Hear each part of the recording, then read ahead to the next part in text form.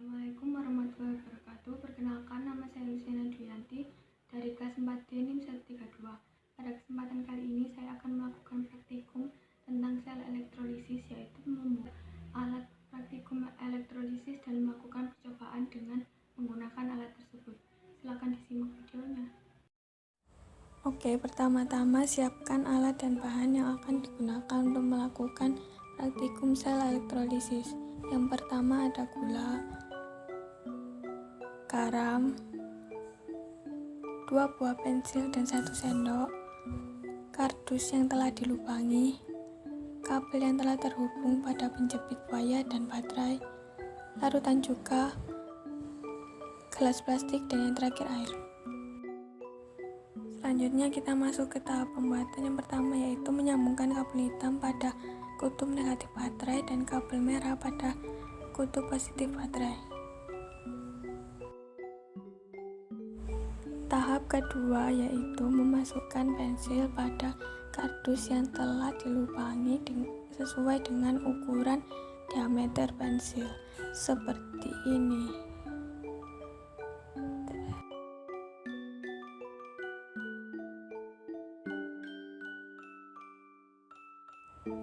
Berikutnya, menuangkan air secukupnya pada gelas plastik.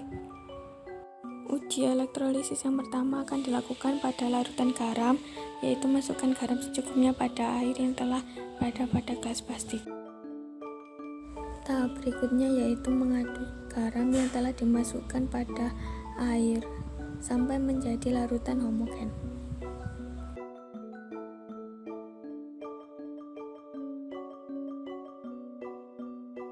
Setelah larutan garam tersebut teraduk sampai menjadi larutan homogen, masukkan kardus dengan 2 buah pensil pada larutan tersebut.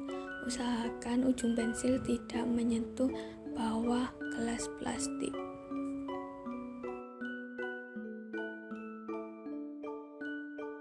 Lalu memasang penjepit buaya yang telah terhubung pada baterai pada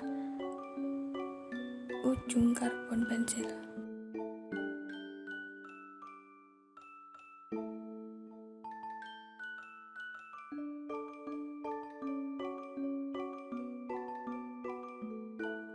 Berikut ini merupakan hasil percobaan elektrolisis dengan menggunakan larutan garam. Proses terjadinya elektrolisis dapat dilihat dari adanya gelembung-gelembung pada sekitar elektroda. Pada katoda dihasilkan lebih banyak gelembung dibandingkan dengan pada bagian anoda. Maka dapat disimpulkan bahwa larutan garam dapat melakukan proses elektrolisis.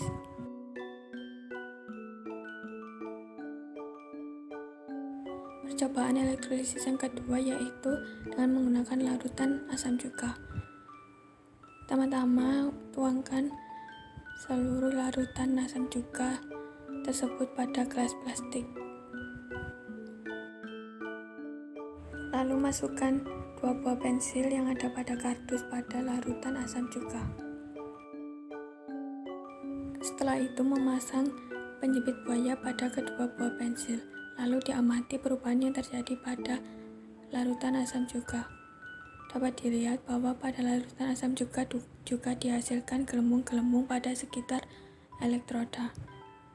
Sama seperti pada larutan garam, bagian katoda lebih banyak menghasilkan gelembung dibandingkan pada bagian anoda.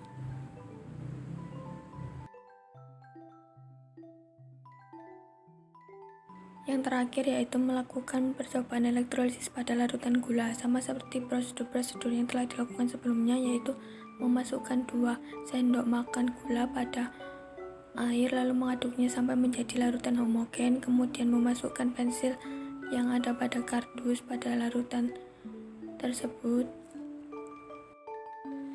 lalu memasang penjepit buaya pada ujung karbon pensil.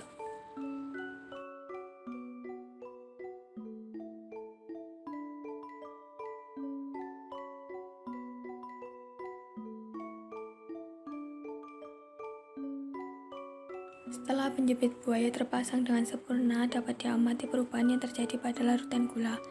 Dapat dilihat bahwa larutan gula tidak menghasilkan gelembung sama sekali. Hal tersebut membuktikan bahwa larutan gula termasuk larutan non-elektrolit, sehingga tidak dapat untuk mengantarkan listrik. Dapat dilihat dari praktikum yang telah dilakukan sebelumnya bahwa larutan garam dan larutan asam juga termasuk ke dalam larutan elektrolit karena larutan tersebut dapat mengantarkan listrik. Sedangkan pada larutan gula tidak termasuk ke dalam larutan elektrolit atau dapat disebut dengan larutan non-elektrolit. Larutan garam dan larutan asam cuka ini termasuk larutan elektrolit dapat dibuktikan dari adanya gelembung-gelembung yang dihasilkan pada saat kita memasukkan ujung pensil ke kedua larutan tersebut. Pada larutan garam dihasilkan lebih banyak gelembung-gelembung. Hal tersebut membuktikan bahwa larutan garam termasuk ke dalam larutan elektrolit kuat. Sedangkan pada larutan asam cuka dihasilkan gelembung-gelembung yang lebih sedikit dibandingkan dari larutan garam. Hal tersebut membuktikan bahwa larutan asam cuka termasuk ke dalam larutan elektrolit lemah. Lalu pada larutan gula tidak menghasilkan gelembung-gelembung sama sekali. Hal tersebut menandakan bahwa larutan gula tidak dapat mengantarkan listrik atau dapat disebut dengan larutan non-elektrolit. Sekian pada video praktikum kali ini, kurang lebihnya saya mohon maaf. Terima kasih atas perhatiannya.